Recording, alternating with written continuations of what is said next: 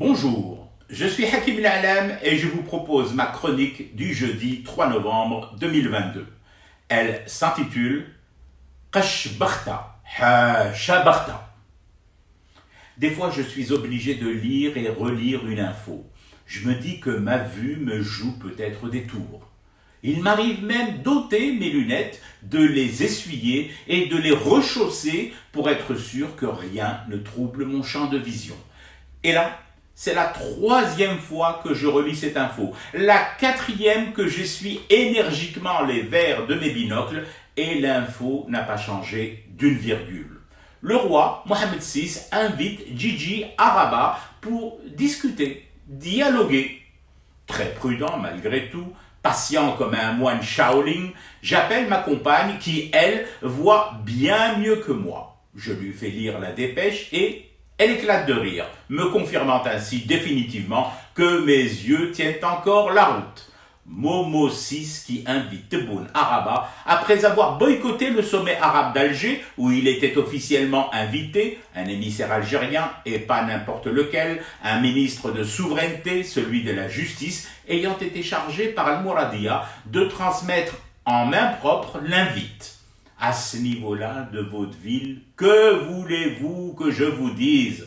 Rabbi yahdi makhlaq? Ouais, mais ça ne suffit pas de s'en remettre à Rabbi dans ce cas de figure. Peut-être faut-il aussi, après les cieux, invoquer l'antre du malin, l'enfer et ses abysses. Ou alors, me diriger d'un pas lent et assuré vers ma bibliothèque et en extirper cet ouvrage oublié là depuis des lustres. Ces malades qui nous gouvernent, coécrit par le journaliste Pierre Akos et le médecin Pierre Renchnik. Là aussi, je lis et relis et n'y trouve aucun chapitre ou paragraphe pouvant rendre compte d'un tel état de délabrement mental comme celui qui semble habiter le palais de Rabat. Et Dieu sait si l'ouvrage en recense de gros calibres de la schizophrénie et de la bipolarité. Je vais peut-être vous étonner, mais là tout de suite, maintenant, mes pensées sincères vont d'abord au peuple marocain. Non, pas les Zoubeb, le peuple dans son écrasante majorité. D'autant plus que je viens de voir des images diffusées par BFM, par quel miracle je ne puis vous le dire, de l'enclave de Ceuta et de vagues entières de ressortissants du royaume marocain qui tentent à nouveau d'escalader les murs électrifiés afin de fuir Karim Mathison. Enfin, je veux dire le roi Momo. Mais bon, faut bien tenter de trouver une explication à ce comportement délirant.